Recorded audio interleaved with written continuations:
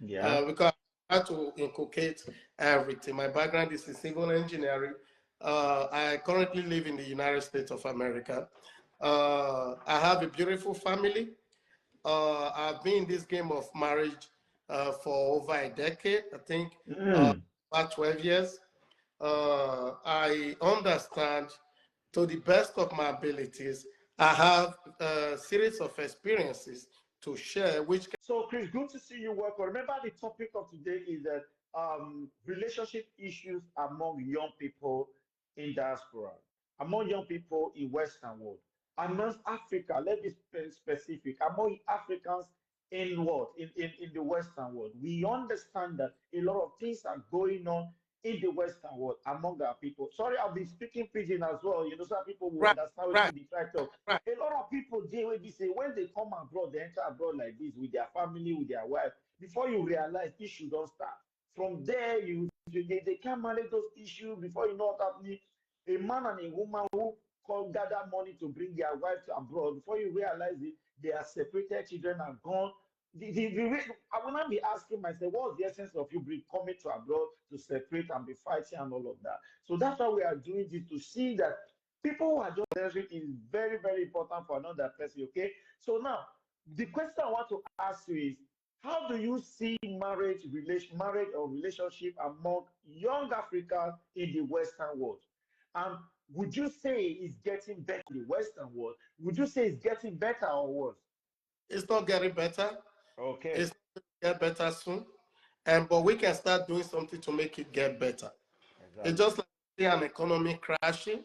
As a pragmatic leader, you really want to call it what it is. And Mm-hmm. that's why, in that light, I just called it what it is. It's not better, getting better. And we don't expect it to get better soon, but we can start working on it to get better. Let me right now, they are handing over their daughter to you, Yeah. to your Mm-hmm. family. And that's why Yeah. you don't go there alone to go get that daughter. Yeah. You actually go with your family to go get Exactly. that daughter.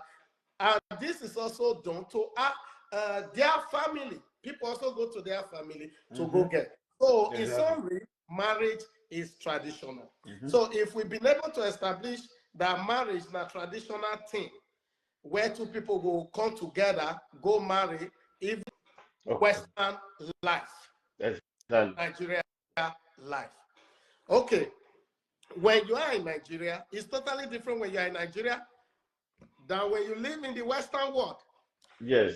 In Nigeria, you have, I have my dad, I have my mom, I have my grandfathers, I have my grandmothers, I have siblings everywhere.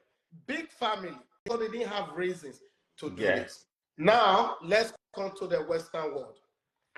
In the Western world,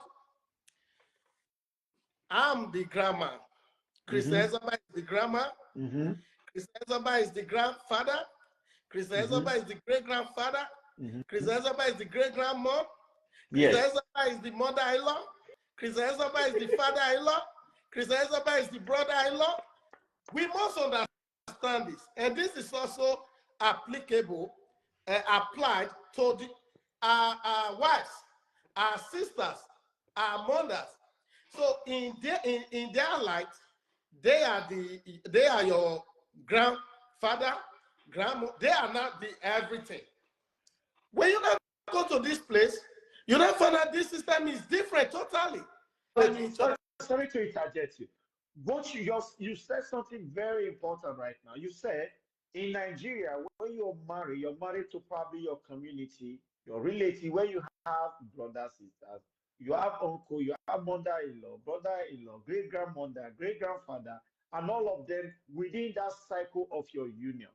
But when you are in the Western world, you are more or less alone with your spouse.